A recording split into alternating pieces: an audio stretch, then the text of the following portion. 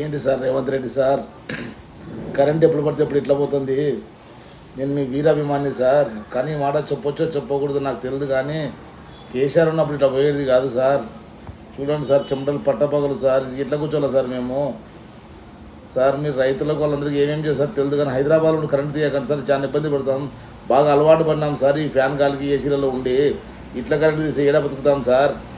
Please sir, ఏమనుకోకండి sir, నేను రియల్గా మీ అభిమాన్ని.